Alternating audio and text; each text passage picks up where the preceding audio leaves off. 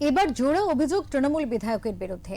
মালতীপুরে তৃণমূল বিধায়ক আব্দুর রহিম বকশির বিরুদ্ধে জমি দখলের অভিযোগ। মালদা রতুয়ার ঘটনা। তিনি একটা জালিয়াতি করে দলিল বানিয়ে দখল করে সেখানে নার্সারি স্কুল খুলেছে। মমতা বন্দ্যোপাধ্যায় থেকে আরম্ভ করে অভিষেক বন্দ্যোপাধ্যায় এবং তখন তদানীন্তন সেচ মন্ত্রী মানস ভূঁইয়া, সাবিনা ইয়াসমিন সবার কাছে গেছি, সবাইকে অভিযোগ জানিয়েছি, তারা কোনো ব্যবস্থা নেননি। মালতীপুরে তৃণমূল বিধায়ক আব্দুর রহিম বকশির বিরুদ্ধে জমি দখলের অভিযোগ। রতুয়া থানার রুকুন্দিপুরের বাসিন্দা শকুন্তলা ঘোষ রতুয়া থানায় অভিযোগ করেছেন এমনটাই। অভিযোগ, রতুয়া বিডিও অফিসের সামনে তাদের একটি ৮০ শতক দেবত্ব সম্পত্তি রয়েছে।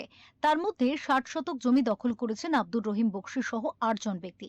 শকুন্তলা ঘোষের ছেলে জানা ২০১৫ সালে তাদের এই জমিটি দখল হয়ে যায়। এর আগেও বারবার তিনি অভিযোগ জানিয়েছেন, কিন্তু কোনো লাভ হয়নি।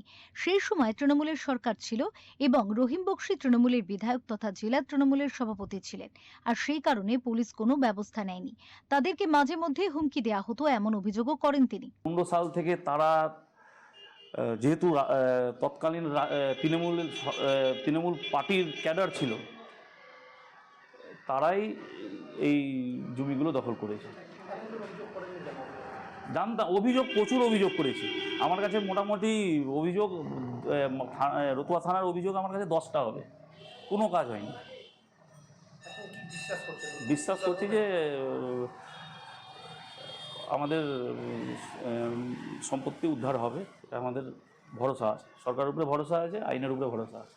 যদিও সমস্ত অভিযোগ অস্বীকার করেছেন আব্দুর রহিম বকশি। তিনি বলেন, যেই জমিটির কথা বলা হচ্ছে সেই শকুন্তলা ঘোষের সাথে আমার আগে সেটেলমেন্ট হয়ে গিয়েছিল। এখন কেন অভিযোগ করছে বুঝতে পারছি না। আমার বিরুদ্ধে ষড়যন্ত্র চলছে।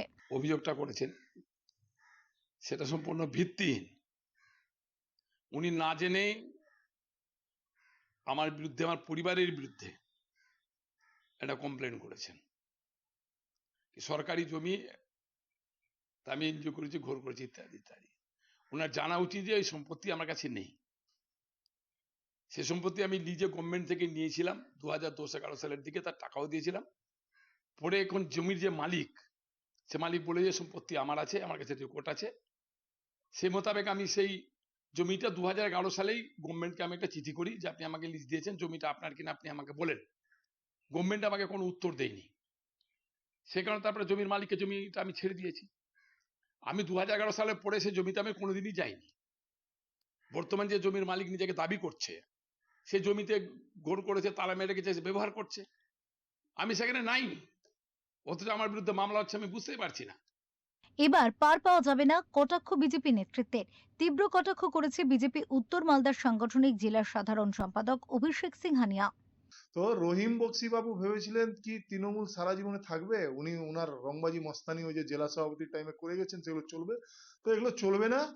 এটা মানবিক সরকার, জনগণের সরকার। এবার উনি কিন্তু পুরো ঠেলাটা বুঝবেন, কেমন ঠেলা।